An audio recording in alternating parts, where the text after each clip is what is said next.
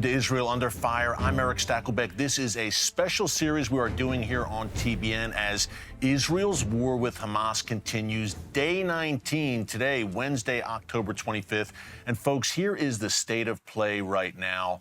Over 1,400 Israelis, mostly civilians, slaughtered by Hamas in that October 7th massacre. Still over 200 hostages in Hamas's clutches, in the bowels, in the tunnels beneath Gaza, and Israel is striking back and striking back hard in preparation for what looks like a coming ground invasion. Israel has eliminated several top Hamas military commanders, but on the flip side, Hamas continues to fire rockets into Israel, reaching as far as Eilat and Haifa. These are long-range rockets. Secondly, leaders from Hamas, Palestinian Islamic Jihad, and Hezbollah met today in Beirut, plotting their path forward, and their masters in Tehran, the Iranian regime, are engineering attacks against U.S. forces in the region as well. We've seen a growing number of attacks against U.S. bases in Syria and Iraq. A lot going on to discuss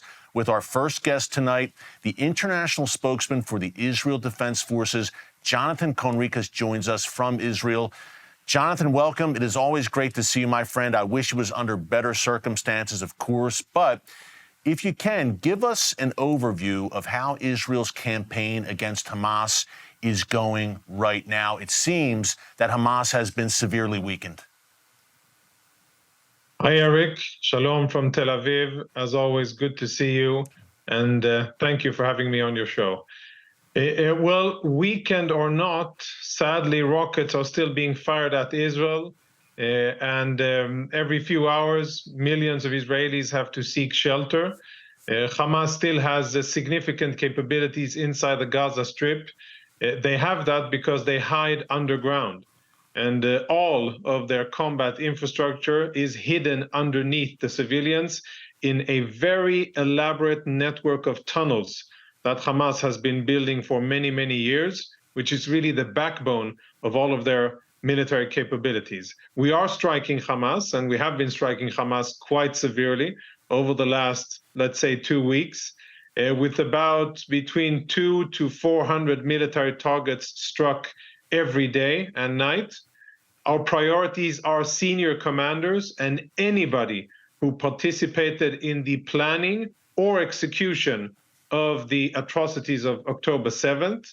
And so far, we have gotten our hands, or more likely our bombs, on quite a lot of them. But the list is long, and we're generating new intelligence as time goes by in order to get to each and every one of them. The pictures on the screen are from one of the attempts by Hamas to infiltrate using naval commandos. They've done so several times over these days, and we've been able to successfully thwart all of those attacks. And we are focusing, yes, the Air Force is the spear or the tip of the spear of our effort, delivering precise munitions against military targets all across the Gaza Strip. Yeah. Ultimately, the goal stated, Jonathan, by Israel's political and military leadership is to decisively crush Hamas once and for all. Hundreds of thousands of Israeli reservists have been called up. Can you ultimately crush Hamas without a ground campaign as you look ahead? Yeah, first and foremost, we have to understand that I think we have crossed a watershed moment here where we understand that we cannot allow ourselves as a nation, a country, a people, and as a military to go back to the situation before 6:30 a.m. on Saturday morning, October the 7th. We simply cannot. And the situation has to change fundamentally. We cannot live under such a threat and have our communities in such close proximity to what basically is another iteration or version of ISIS. So in order to rid our civilians of that threat, we have to conduct some unprecedented strikes and military activity against Hamas and fundamentally change the situation. Now, yes, part of that will be a ground maneuver. I think it is clear today, and it's been said multiple times by the political echelon as well as by the senior military echelon, we will maneuver. Why? Because in order to flush out all of those terrorists that are hiding underground under the civilians. We need to have boots on the ground, and we need to apply technologies and tactics that are not accessible from the air. That will be difficult. It will take time. It'll be a costly and high-intensity maneuver. At the end of it, and this is the really important thing, Hamas will be eradicated, and we will return stability and peace to the area.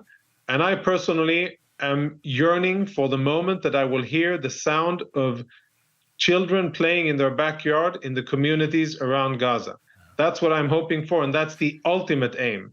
Not just the military defeat of Hamas, but the return of our civilians to their homes, to their communities, and a sense of safety for these people who were butchered and raped and mutilated inside their communities, and of course, a return of our 222 confirmed hostages.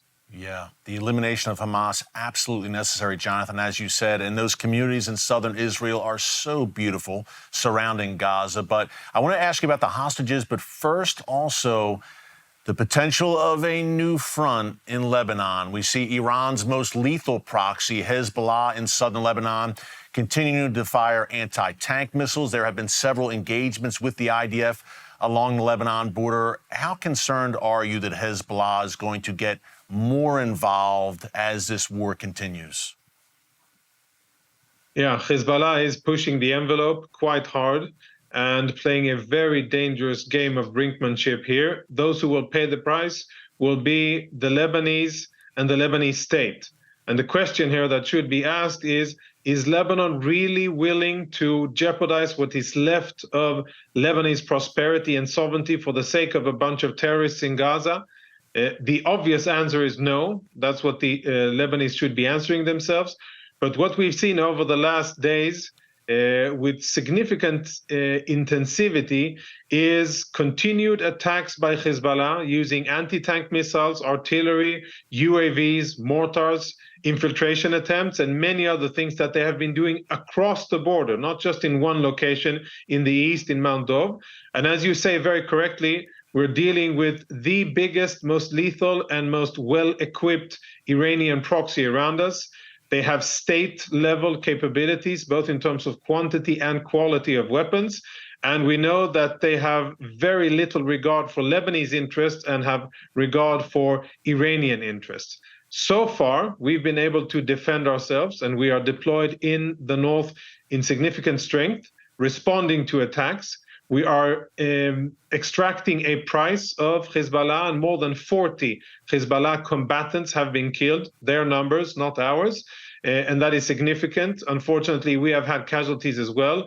But bigger picture here, this definitely is a very important part of what's going on. Let's hope that the American presence in the area and the Israeli ability to defend ourselves will be deterrent enough for Lebanon to make the right choice for itself and the region.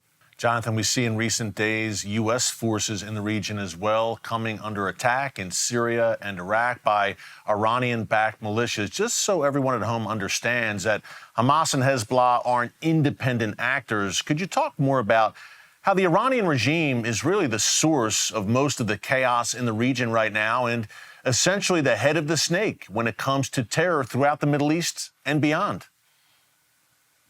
Yes, many, not only Israelis, have called Iran the largest state sponsor of terror in the world. They're not so good at fighting themselves. They don't have a lot of combat experience themselves, the Iranians, but when it comes to using others in order to do their dirty fighting for them, the Iranians, unfortunately, are very good. And they're very happy to expand and use Yemenites, Lebanese, Iraqis, Gazans, other Palestinians, in order to attack American troops and, of course, in order to attack Israelis. There's a very clear connecting line here between all of the ammunition, weapons, explosives, and money that has been provided to Hamas. and all of the capabilities that Hezbollah has, and whatever capabilities the Houthis in Yemen and many organizations in Iraq have. The common denominator is Iran. All of the money comes from Iran. All of the weapons come from Iran. The guidance comes from Iran. The directives and the will and the political force behind it is Iran. They are an evil force that spreads instability, violence, wherever their troops go, wherever the Quds force, which is their expeditionary force for exporting terror, wherever they go, instability, mayhem, and violence follow. They're a force for the worse in the world. Unfortunately, they have money, unfrozen funds that they are using now in order to fund this war and perhaps preparing for the next one. And I think that anybody in the world, especially freedom-loving Western countries, should address Iran for what it is: a bad regime doing bad things around the world and up to nothing good when it comes to global peace and local stability.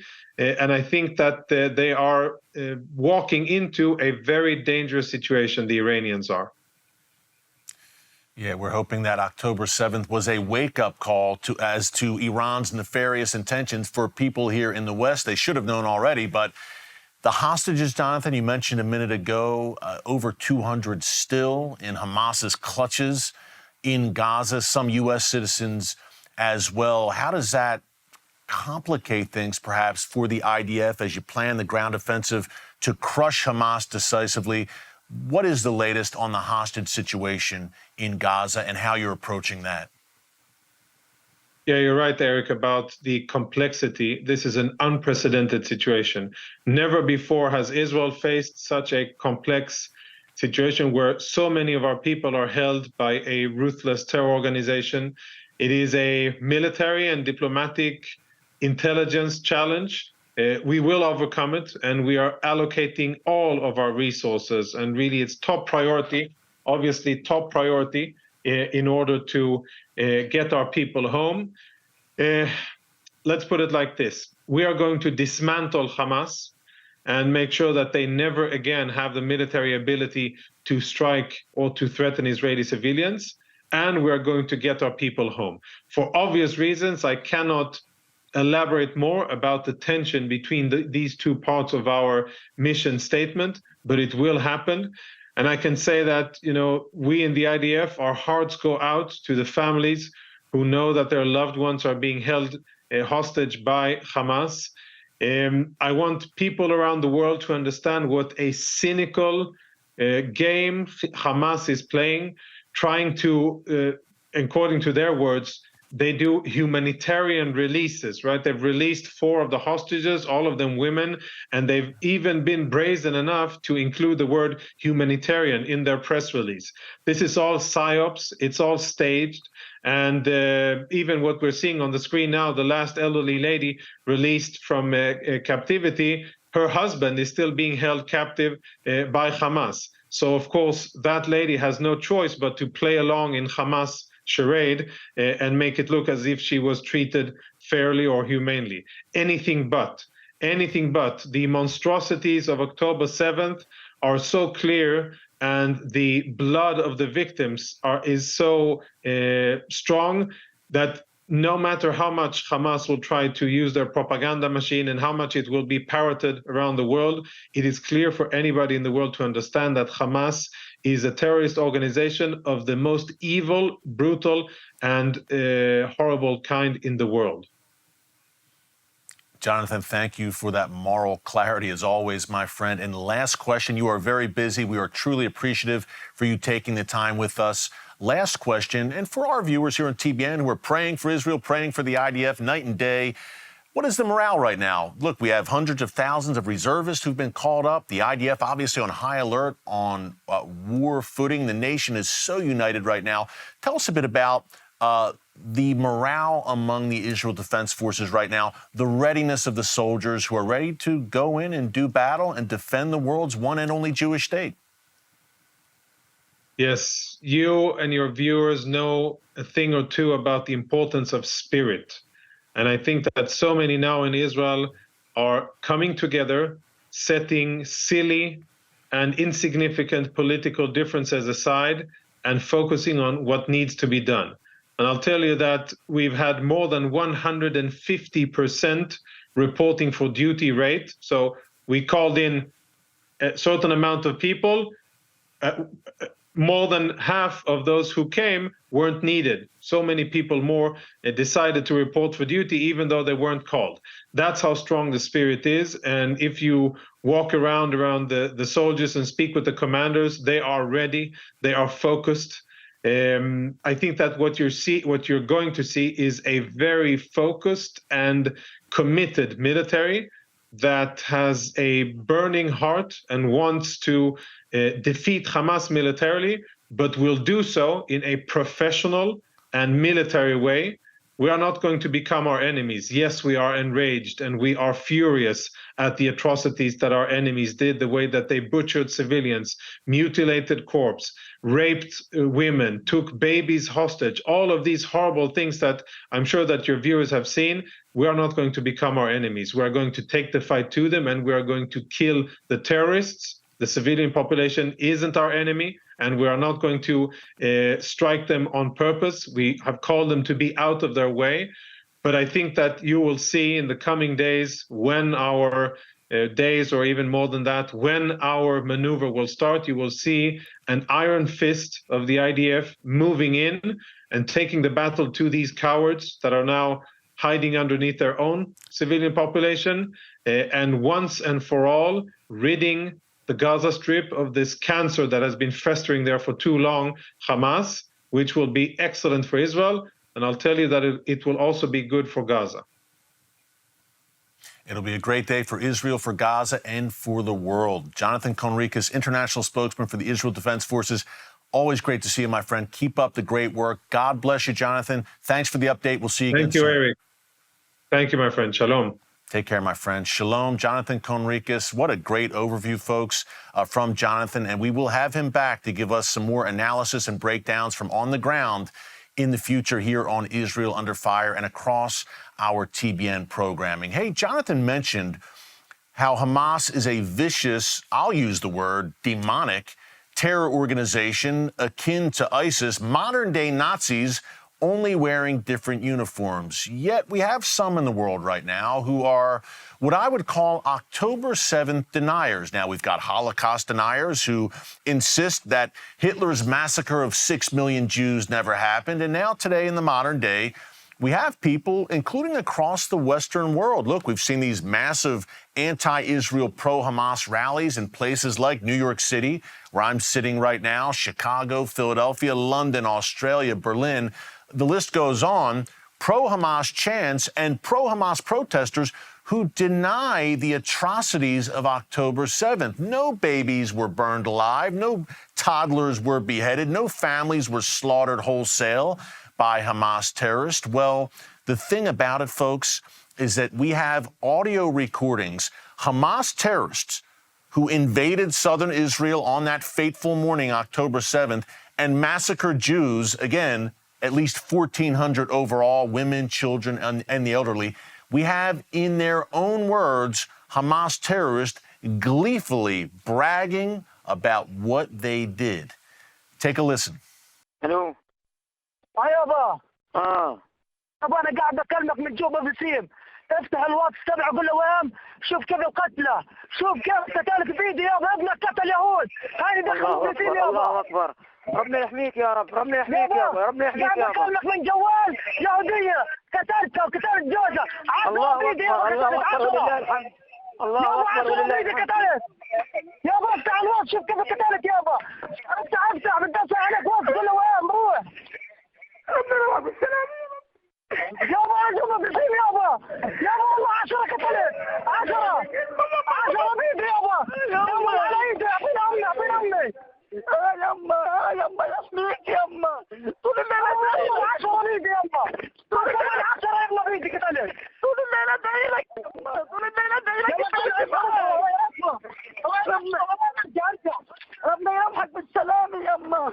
ربنا يرحمك يابا بعمل لك تبص مباشر من جوا افتح. ادعي لك يما. طول الليل ادعي معاك يما. ربنا يحميك تفضل يما. اقتلك. Folks, in case you had any doubt what Israel was up against, and the free world by extension, there you go. A Hamas terrorist gleefully calling his parents and celebrating right along with them about how he massacred 10 Jews. It was the crowning achievement of his life, it seems. Listen, if you had any doubts, again, folks, if there's anyone trying to draw a moral equivalency between Israel and Hamas, there you have it. Hamas in its own words. We're joined now by someone who knows about Hamas terror all too well. Michael Uziyahu is the liaison for the mayor of the Eshkol region in southern Israel. It's right along the Gaza border. It is a beautiful region. I have been there, but very difficult times right now for the people of southern Israel. Michael, thank you so much for joining us. Take us back, first of all. You're joining us from Israel right now. Thank you so much. I know this is such a difficult time, Michael. Take us back to the immediate aftermath of this Hamas massacre, where you were, and the carnage they left behind, just so people at home know why Israel is fighting and what Israel is dealing with. You know, first of all, I would like to thank you for your the sanity voice of really understanding what's the situation here and what a cruel, vicious enemy that we need to face. The people, my friends, my community members that were massacred on October 7th, many of them are captured right now. Only from my community, we have over 140 people who are captured right now, including babies and children and elderly people and parents and innocent people. These people, as you know, from beautiful, proud communities along the border with Gaza, these people are peace seekers. These people volunteered to take children from Gaza to Israeli hospitals to save life on a daily basis. And these vicious forces invaded on October 7th, not seeking to fight for freedom or for their self-determination. They seek to massacre people, civilian casualties, murdering and raping and burning people alive and slaughtering and beheading babies and, you know, things that we never heard of since ISIS or the Holocaust, as you said before. And as someone who also served in the IDF, no moral code, nothing. And right now we are grieving among our people, trying to get some sense and some comfort with each other, and doing our best to, first of all, pray for all of our dear community members and the Israelis that are captured, also foreigner Thai workers that are right now being captured. We are right now, many of us as refugees, I'm still in my community right now in the shelter, waiting to see how my people, my IDF, the army, will do everything to bring peace to our life again and to bring safetiness to our communities.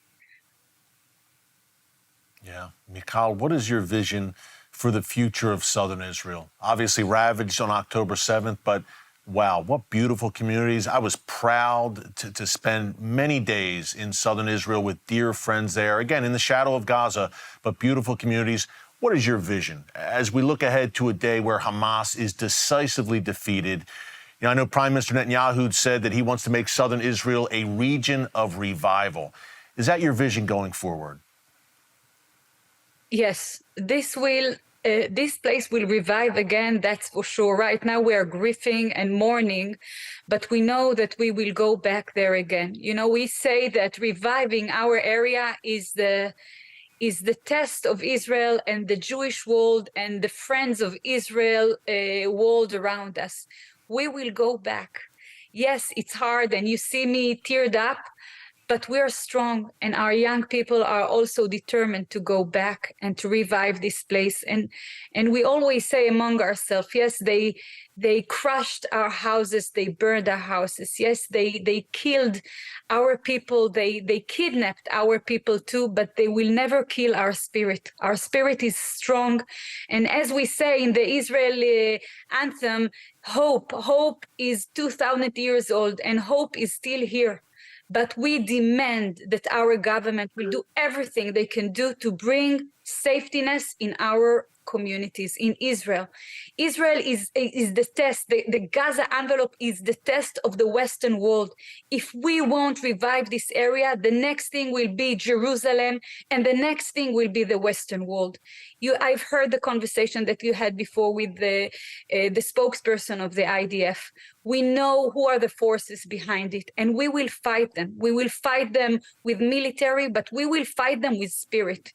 You know, my dear father always say, cruelty is not only a sin. Cruelty is also the punishment. On October 7th, the Hamas showed the real face to the world, a face of cruelty, of darkness. These are the darkness forces, and we will fight darkness with light, with hope, and we won't give up. Yes, they see us sobbing. They see my kids are in funerals day after day. All of us keep grieving for this horrific massacre that we went through. But we are determined, and we will move on, and we will show these people of Hamas and the Palestinian people. And if you will give me another moment, I want to say, everyone are saying it's the Hamas. I want to put the responsibility on the Palestinian people too. They are responsible. They should not celebrate with the Hamas people on the streets, which they are right now. They should uprise and stop victimize themselves. If they want a better future for themselves, they should fight for it and stop being the victims. Instead of fighting Israel, come and learn from Israel. Yeah, Michal, thank you so much. And Israel has gone to great lengths to try to help the people of Gaza and try to help the Palestinians again and again, and Israel has been rejected, as you said. But Michal, you are an inspiration, you and the people of southern Israel, your bravery, your resilience. We are praying for you, and we will talk to you again soon, Michal. God bless you. Thanks again. Thank you. Toda rabba. Folks, continue to pray for the people of southern Israel. And remember, Israel is the first line of defense for Western civilization. Don't think that it won't come here, that what happens over there stays over there. I can assure you, and we've learned this time and time again over the years, what happens in the Middle East does not stay in the Middle East. And guess what? Israel is a beacon of light in that region. So keep the people of southern Israel, people like Michal, in your prayers. And we had Jonathan Conricus, the IDF spokesman, obviously, with some great insights as well. Some prayer points for our prayer warriors here on TBN. And Psalm 91 comes to mind, that God gives his angels charge over Israel and over the Israel Defense Forces for such a time as this. Thanks so much for joining us here on Israel Under Fire. Until next time, God bless you, and we'll see you soon.